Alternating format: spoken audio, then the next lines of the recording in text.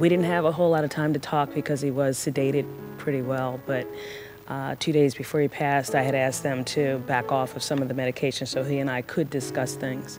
And he asked me what his condition was, and I told him the truth, and he said that it's time for you to let me go and bring the doctors in and bring my directive in, and it's time to say goodbye. And he was gone 2 days later. But Pastor Tim had said something a couple of months ago about,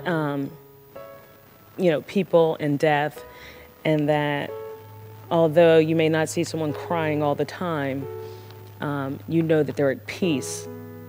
And, a lot of people look at me and they're like, how can you go through this and be so calm or not be, more upset than you are? And my answer is that I know where he is. And fortunately, through this sickness, he did come to know the Lord. And, I posed a question to him when he first got diagnosed. And I said to him, if this disease ends up taking you, can I tell your children where you're going? Or am I going to have to lie to them? And he thought.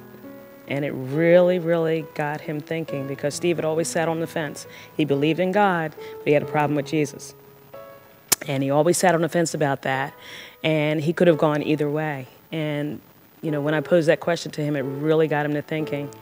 And he called me like 2 or 3 days later after contemplating the whole thing, and he said he had made a deal with God. And I said, Steve, you can't make a deal with God. And he said, well, I did. I said, well, what was it? He says, if you get me through this disease, I'll be yours forever. And I said, Steve, you need to turn that around and say, God, I'm yours now. And let him work and see what he can do for you. And that Friday, he called me and he said that he was ready. And I called Pastor Bill. And he talked to Pastor Bill, and Steve turned his life over to Christ. And so I'm at peace because I know where he is. And I can tell the children that he is up in heaven. And they both know that they will see him again someday. So this series has really hit home for me. And when Pastor Tim had the hearse out there with the trailer, my kids saw that. And Santa said, well, what is that? And I said, well, the hearse usually takes the body to the cemetery.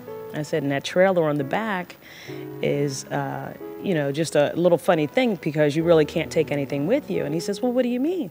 And I said, well, Santa, when you die, everything stays here on earth and your spirit goes to heaven. He says, well, you can't take your toys? I said, no, you can't take your toys. He said, well, are there computers there? I said, Santa, you don't need computers up in heaven. You have everything you need that's up there.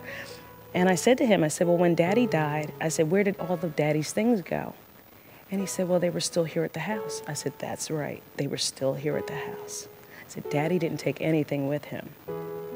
And then he understood.